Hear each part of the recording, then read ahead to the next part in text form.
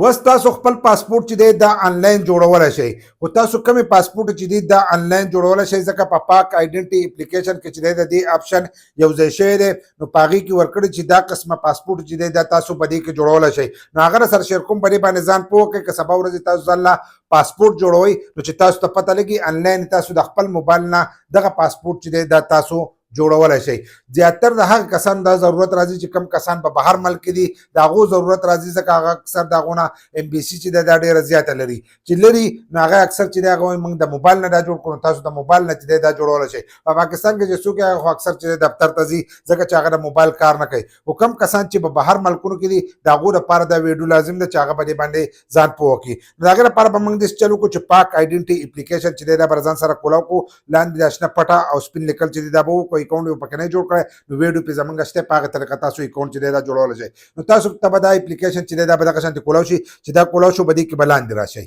په دې کې به لاندې راشئ لاندې به تاسو دلته کې ښکارېږي پاکستانی پاسپورت خدمات دغه یې لیکلی دی له پاسه دغه یې لیکلی دی د دې ځای نه تاسو ته د پاسپورت هر سره چې دی دا تاسو ته میلاویږي دلته کې پکې دا شپږ قسمه دغه چې دی دا ورکړي دي دا سروس چې د دې نه تاسو فایده اوچتولی شئ په دې کې اولنی ورکړی دی پاسپورت تجدید لکه تاسو پاسپورت چې دی دوباره کله نوی کوئ نو د اولني نه چې دی دا تاسو نوی کولی شئ دغه شانتې ورپسې چې دی پاسپورت دوباره لکه دوباره چې دی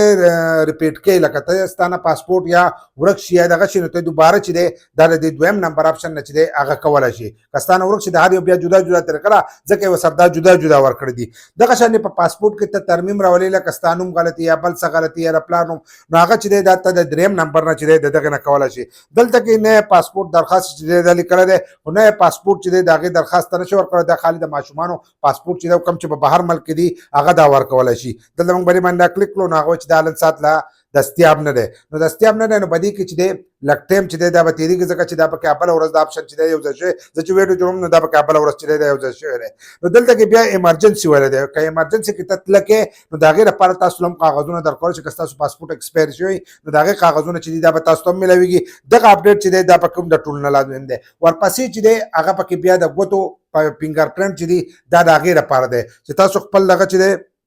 بایومیټرک چې دی د هغې تصدیق چې دی دا تاسو هم کولی شئ د دې لپاره مخکې تاسو بایومیټرک تصدیق چې به کوو د هغې لپاره به یو کاغذ رایستو هغه به کې به یو ګوتې لګولې هغه به یو دوباره سکین کولو او دوباره چې دی هغه به یو دې ته ورخېجولو نو دغه هر سره چې دی دا تاسو ته په پاک آیډنټي اپلیکیشن کې چې دی دا تاسو ته میلاویږي کومو کسانو اکاونټ نه جوړ کړی نو په دې کې ځان له اکاونټ جوړ کړئ چې اکاونټ جوړ کړئ نو د دې نه هم تاسو فایده چې دا اوچتولی شئ